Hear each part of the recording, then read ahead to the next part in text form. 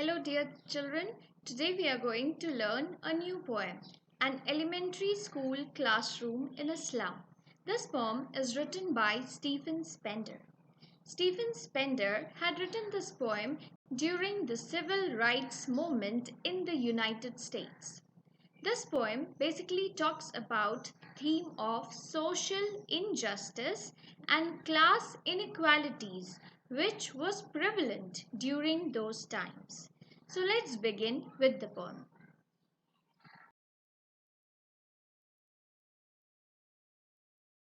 In this poem, Stephen Spender gives a detailed description of the poor children who are studying in a classroom in the slum area. In the first paragraph, he describes the students. Here, in the first line itself, you can observe he is comparing these students to the energetic waves. The line says far, far from the gusty waves. That is, the condition of the children or the energy on the faces of these children are far from the energetic waves. And in the second line itself, he calls them rootless weeds. Weeds are unwanted, so these children also appear unwanted because their hair is unkempt and they are shabbily dressed. The condition of these slum children is really pathetic. The poet further describes that there is a tall girl sitting in the classroom and her head is bent down, perhaps because of the problems she has to face, because of the poverty, because of the lack of facilities. There is also a boy who appears to be as thin as a paper and he has rat-like eyes. These children, they are stunted, they are not properly developed, and they have inherited only diseases from their parents.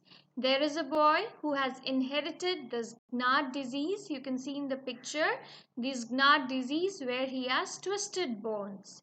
So these poor children, they are reciting, they are learning their lessons from the back of their desk. The class in which these children are sitting, that classroom is also not well lit. It appears to be dim. So the poet tells over here they are sitting at the back of the dim class.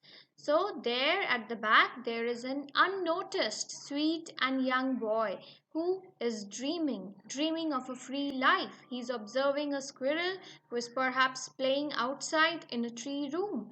And he is perhaps jealous of that squirrel has the privilege which he as a human being cannot have. The privilege was of his own separate tree room, of playing outside in the open, which this child cannot have. In the second paragraph, the poet describes the classroom in detail. The first line tells on sour cream walls, that is, the walls appear to be very dull. They are not painted maybe from a long time. And on those walls, donations, that is, the names of the people who have given donations for the school building, their names have been imprinted. There are a few pictures in the classroom, and these pictures are there to encourage the children for a better life. The first picture is of Shakespeare. Shakespeare's portrait is there, his bust is there, with the background of a clear sky. You can see the line Shakespeare's head cloudless at dawn. It means the portrait of Shakespeare with the background of clear sky. The second picture is of a civilized city, civilized domes you can observe in the second picture. The third picture is of a beautiful valley. It is a flowery and belled valley called the Tyrolese Valley. Tyrolese Valley is a name of the valley. And the fourth picture that is there in the classroom is the world map. This world map gives a full picture of perhaps the future of the young children. The poet tells in the next line that for these slum children, their future is not depicted by the world map, and their future can be seen through the classroom window. The classroom window, as you can observe in the picture, it shows a glimpse of the slum area in which they live. So these children, they will perhaps never get the opportunity to go outside. They'll never get the opportunity to read books and go to different places. And they will always be restricted to the slum area in which they live. Here, next line, the poet tells their future is painted with fog. Here it shows that the beautiful pictures which are there in the classroom, these are in contrast with the actual life of the slum children. Their life is far away from the rivers, from the mountains, and from the beautiful books and literature. In this paragraph, the tone of the poet changes, and in his anguish, he calls Shakespeare as wicked and Map as a bad example. Shakespeare, who is the epitome of culture, he is called wicked because he writes about such personalities. He writes about love, he writes about different personalities which these children will never be able to experience. And he calls Map as a bad example because Map shows a glimpse of mountains, rivers, which perhaps these children will never be able to observe because their lives will always be restricted to the slum area in which they live. So, if they will not get those opportunities, they'll be tempted to steal. They'll be tempted to opt for bad ways. Spender feels that it is immoral to have such perfect pictures of such places in the classroom of a slum area. These slum children will perhaps be never be able to experience such a perfect life. In the first line, you can observe the poet tells that their lives will always be restricted to their cramped holes. Cramped holes refers to the small places in which they live.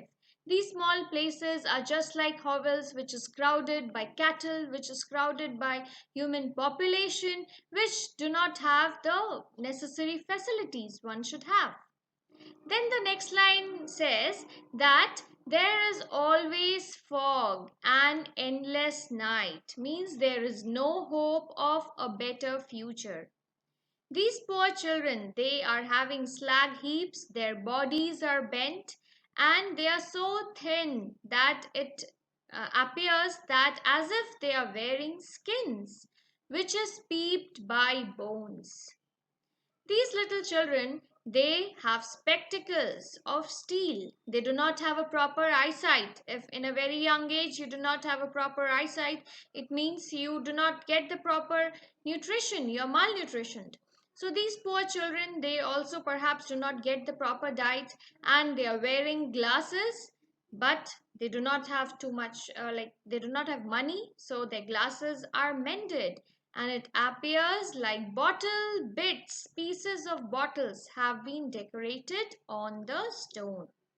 All their time and space are foggy slum. It means that they do not have any hope. And so here he tells that so blot their map, that is, cover their map, cover their world map with the picture of slum area, which actually shows their future. Their future is not seen in the world map, but their future is seen from the window, which shows the glimpse of the slum area. So he tells that remove their maps and cover them up with pictures of slum area, which actually shows their future. In the last paragraph, the tone of the poet shows that he is still optimistic for these slum children. He tells, unless governor, inspector, and visitor, that these influential people, they have the power to change the lives of these slum children.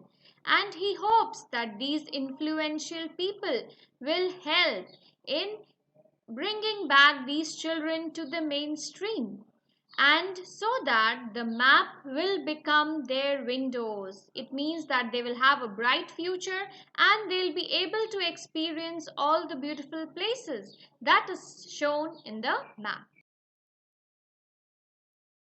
In the next line, poet comments that these windows in the classroom, which gives a glimpse of the slum area, they restrict the lives of these children in a catacomb-like existence. Catacomb are burial chambers, and these children have such lives which is compared to death or catacomb.